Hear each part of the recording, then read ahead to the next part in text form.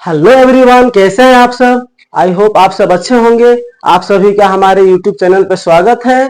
और आज जो हम टॉपिक लेकर आए हैं वो क्या है, principle of conservation of linear momentum.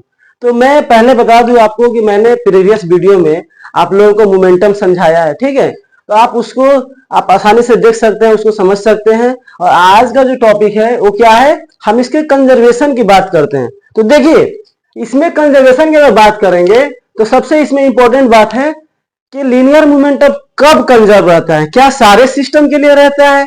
तो इसका आंसर है नो। ये कब कंजर्व रहता है? जब सिस्टम कैसा हो, आइसोलेटेड। अब बात आती है कि आइसोलेटेड सिस्टम का क्या मतलब। देखिए, आइसोलेटेड सिस्टम का मतलब ये है कि जब कभी भी किसी ऑब्जेक्ट को अगर हम ऐसे सिस्टम में रखते हैं जहां पे क्या हो, किसी भी एक्सटर्नल फोर्स का कोई इफेक्ट ना पड़े, तो इस तरह के सिस्टम को क्या बोलते हैं हम, आइसोलेटेड सिस्टम। देखिए, एक एग्जांपल छोटा सा गांव में हम लेते हैं कि विलेज साइड में क्या होता है कि लोग क्या करते हैं, अपने घर को क्या करते हैं, गांव से थोड़ा सा अलग बना लेते हैं। क्यों? ताकि सोचते हैं कि गांव का असर उनके इफेक्ट या गांव का कोई भी इफेक्ट उन पर ना पड़े। तो वो क्या करना चाह रहे हैं, एक्चुअली गांव के इफेक्ट से दूर होना चाहते हैं, ठीक है। तो वैसे ही अगर हम ऐसे सिस्टम की बात करें जहां पे क्या हो, कोई भी बाहरी एक्सटर्नल फोर्स या उस पर कोई इफेक्ट ना पड़े, किस पे, लीनियर मोमेंटम पे। तो देखिए इसका स्टेटमेंट पढ़ रहे हैं। According to this principle in an isolated system, condition क्या है, isolated system, the vector sum of all the linear momentum, vector sum of all the linear momentum. क्योंकि लीनियर मोमेंटम क्या है, एक वेक्टर क्वांटिटी है, तो उन सब का क्या है, लीनियर मोमेंटम का सम का, लीनियर मोमेंटम का टोटल सम क्या होना चाहिए, कंजर्व रहता है। कैसे सिस्टम में, आइसोलेटेड सिस्टम में। देखिए, और आपस में जो अगर लीनियर मोमेंटम चेंज होता है उसका इफेक्ट ओवरऑल सिस्टम पे नहीं पड़ता है।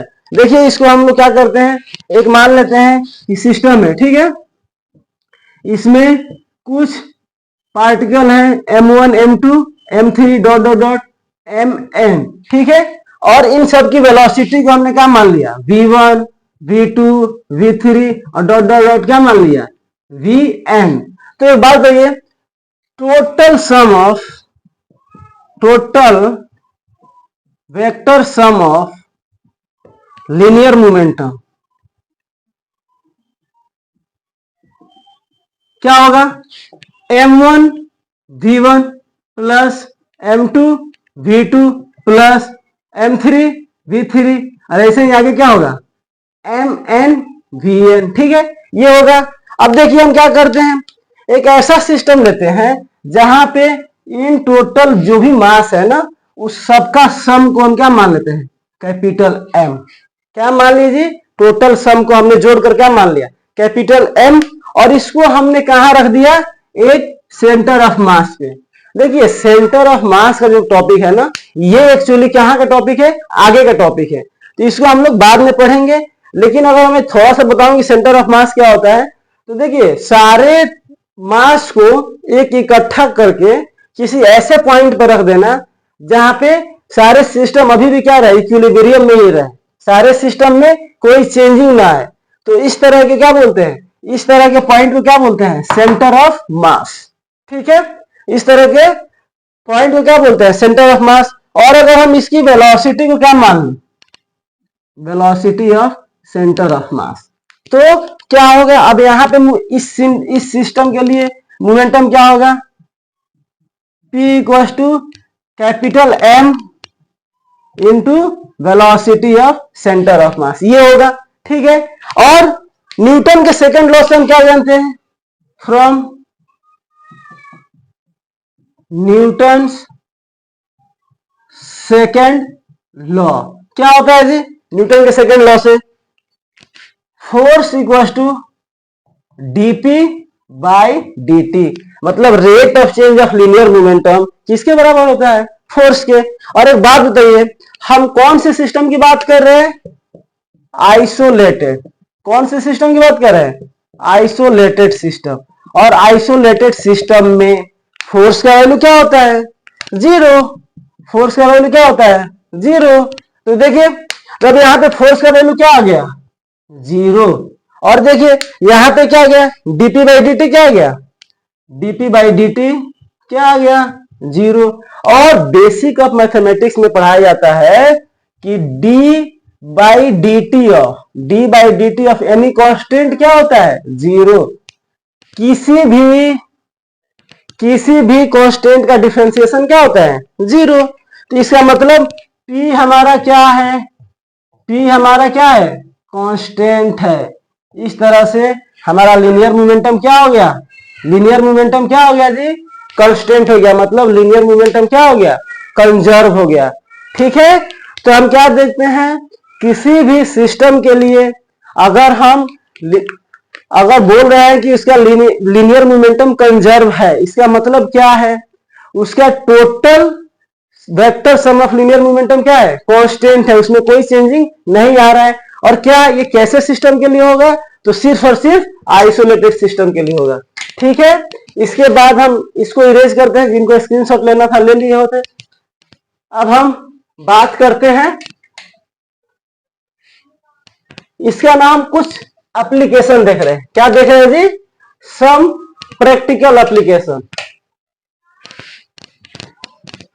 इसका हम लोग कुछ एप्लीकेशन देखेंगे। देखिए क्या है एप्लीकेशन, सबसे पहले हम इसका एप्लीकेशन देखते हैं। देखिए क्या है एप्लीकेशन, इसके एप्लीकेशन क्या है, तो सबसे पहले क्या है, बात करते हैं रिक्वायरिंग ऑफ गन। देखिए किसी भी गन को अगर हम फायर करते हैं तो हमें एक बैकवर्ड में पुश मिलता है, धक्का मिलता है। ठीक है, देखिए कैसे होता है, हम मान लेते हैं, लेट सपोज एक हमने M1 क्या मान लिया, मास ऑफ बुलेट, एक बुलेट का मास हमने M1 मान लिया, और इसका स्पीड क्या मान लिया, वेलोसिटी ऑफ क्या, बुलेट। ठीक है, अब M2 क्या मान लिया, मास ऑफ गन, और V2 क्या मान लिया, मास रिक्वायर्ड वेलोसिटी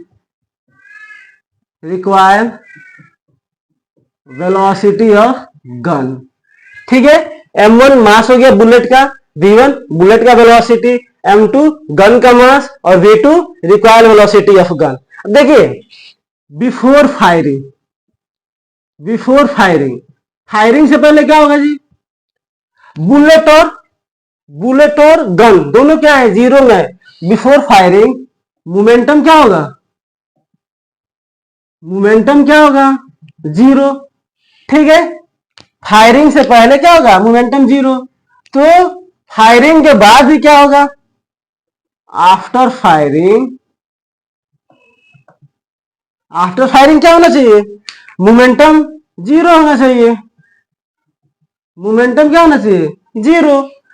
क्योंकि आखिर में लीनियर मोमेंटम क्या रहना चाहिए, कंजर्व रहना चाहिए। फिर क्या होगा, तो देखिए जीरो इक्वल टू क्या हो जाएगा, M1 V1, ये किसका मोमेंटम, बुलेट का, ये M2 V2 किसका मोमेंटम, गन का। कब का, ये सारे कब के हैं, जब फायरिंग हो गया है। अब यहां से सॉल्व करने पर हमको क्या मिला, M2 equal to minus M1 V1 upon में V2। देखिए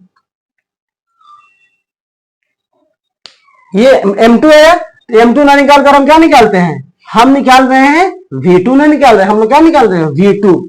तो V2 इक्वल टू क्या जाएगा, M2। तो देखिए जितना ज्यादा, ये क्या है V2 और M2 क्या है, एक दूसरे के इनवर्स में है।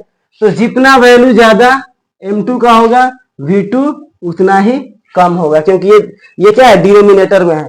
देखिए कहने का मतलब ये है कि जितना ही हैवी गन से फायरिंग किया जाएगा, तो जो रिक्वायर्ड वेलोसिटी होगा उतना ही क्या आएगा, कम आएगा। और ये माइनस साइन क्या बता रहा है, अपोजिट डायरेक्शन।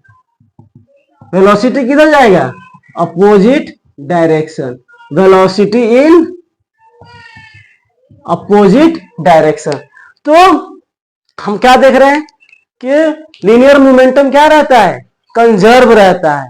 कब? जब बुलेट को फायर किया जाता है। और अब देखिए इसीलिए क्या किया जाता है, अब मास बढ़ाने के लिए क्या आप 50 केजी का बंदूक तो नहीं यूज करेंगे ना।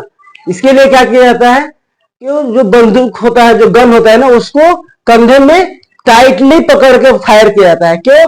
ताकि ये बंदूक और ये पूरा बॉडी किसके तरह काम करे, M2 के तरह। ताकि पूरा पूरा बॉडी किसके मास के तरह काम करे, इस M2 के। तो इस तरह से क्या होगा, पूरा का पूरा मास बढ़ जाएगा। तो उस समय रिक्वायर्ड वेलोसिटी क्या होता है, कम। अगर कोई ऐसे पकड़ के फायर कर दे, मतलब क्या करे, दूर से ऐसे ही पकड़ के फायर कर दे, तो क्या हो जाएगा, मास कम होगा तो रिक्वायर्ड वेलोसिटी क्या होगा, ज्यादा होगा। तो आप देखे होंगे जब भी फायरिंग की जाती है तो क्या है, उसको इसको इसको कंधे में अच्छे से पकड़ के, हाथों में बाजू में पकड़ के की जाती है। ठीक है, तो ये क्या हो गया, रिक्वायरिंग ऑफ गन। यहाँ पे किसका एप्लीकेशन होता है, लीनियर मोमेंटम का, कंजर्वेशन का। पहला ये हो गया। तो क्या है, इन रॉकेट एंड जेट प्लेन्स। आप देखे होंगे रॉकेट में क्या होता है, जब रॉकेट में आप देखे होंगे कि जो बर्न गैसेस से क्या होते हैं, बहुत तेजी से बैकवर्ड में क्या होते हैं, बैकवर्ड डायरेक्शन में मूव करते हैं, बहुत ही तेजी से। तो क्योंकि मोमेंटम क्या रहता है, कंजर्व रहेगा, तो इसीलिए रॉकेट क्या होगा, अपवर्ड डायरेक्शन में क्या रहेगा, अपवर्ड डायरेक्शन में मूव करेगा, क्योंकि मोमेंटम क्या रहेगा, कंजर्व रहेगा। तो रॉकेट में देखे होंगे, जेट प्लेन्स में देखे होंगे, जब पीछे से बहुत तेजी से धुआं जब या स्मोक पास करता है, एग्जॉस्ट या बर्न गैसेस, तो रॉकेट आगे मूव करता है। इसके अलावा आप लोग देखे होंगे यहाँ पे एक बहुत ही, आप घर पे भी इसको ट्राई कर सकते हैं। आप एक बैलून लीजिए, उसमें हवा फिल कीजिए और उसके मुंह को दबाए रखिए, बाद में छोड़ दीजिए ओपनिंग को। तो अब क्या देखिएगा, जो बैलून है वो फॉरवर्ड मूव करता है। क्यों? एयर बैकवर्ड अगर पास होगा तो बैलून किधर मूव करता है, फॉरवर्ड पास करेगा। इसके अलावा हम बात करें इसका थर्ड एप्लीकेशन, तो कहां पे, जंपिंग फ्रॉम बोट। देखिए एक बोट लेते हैं, ठीक है, इस बोट से अगर हम जंप लगाते हैं, ठीक है, तो अगर हम इसे जंप लगा रहे हैं, अगर यहां से जंप लगा रहे हैं, तो ये बोट किधर मूव करता है, बैकवर्ड। क्यों? क्योंकि इस डायरेक्शन में क्या है, लीनियर मोमेंटम कंजर्व है। जब ये आदमी जंप लगाया तो इसमें कुछ अगर वेलोसिटी आया, तो ये बोट भी क्या करेगा, किसी वेलोसिटी से ये भी क्या करेगा, बैकवर्ड मूव करेगा। क्यों करेगा? ताकि ओवरऑल क्या हो जाए, मोमेंटम क्या हो जाए, कंजर्व हो जाए। लास्ट जो इसका एप्लीकेशन हम देखते हैं, इन देखिए last application, in bomb, in explosion of bomb, in explosion of bomb. देखिए बम के जो एक्सप्लोजन होता है, तो वहां पे हम लोग देखे होंगे कि बम जो है क्या होता है, वो चारों साइड में क्या होता है, उसके जो वेव्स, उसके जो पार्टिकल्स है चारों साइड में स्केटर होते हैं। क्यों?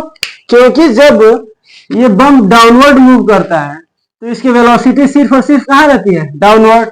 हॉरिजेंटल में क्या रहती है, मोमेंटम, हॉरिजेंटल मोमेंटम क्या रहती है, हॉरिजेंटल मोमेंटम क्या रहती है, हॉरिजेंटल मोमेंटम जीरो। क्यों? क्योंकि हॉरिजेंटल में बम का कोई वेलोसिटी नहीं रहता है। तो जब बम ब्लास्ट करता है तो इसके पार्टिकल भी क्या करते हैं, ये मूव करते हैं इधर उधर। क्यों? स्केटर करते हैं, ताकि ओवरऑल मोमेंटम क्या रहे, कंजर्व रहे, इसलिए पार्टिकल मूव करते हैं। अब देखिए ये 4 एप्लीकेशन था जिसमें लीनियर मोमेंटम कंजर्व था। ठीक है, इसके बाद हम लोग एक छोटा सा न्यूमेरिकल करते हैं। देखिए न्यूमेरिकल क्या है, एक 10 ग्राम के बुलेट को 5 केजी के गन से 400 के स्पीड से, 400 के स्पीड से क्या कर रहे हैं, फायर कर रहे हैं। तो गन का रिक्वायर्ड वेलोसिटी बताइए, गन का रिक्वायर्ड वेलोसिटी। तो देखिए क्या है, क्वेश्चन लिखते हैं, a bullet of 10 gram is fired from a gun of कितने, 5 kg with a speed of 400 meter per second. Find the required velocity of gun. क्या करना है? रिक्वायर्ड वेलोसिटी ऑफ गन करना है. तो देखिए क्या करते हैं, हमको M1 दिया है. M1 मतलब क्या? Mass of bullet. क्या दिया है? Mass of bullet. कितना दिया है? 10 ग्राम. इसको 10 इंटू -3 कर देंगे तो क्या आएगा? ग्राम को हमने क्या किया? ग्राम को केजी में चेंज कर लिया. V1 कितना दिया है जी?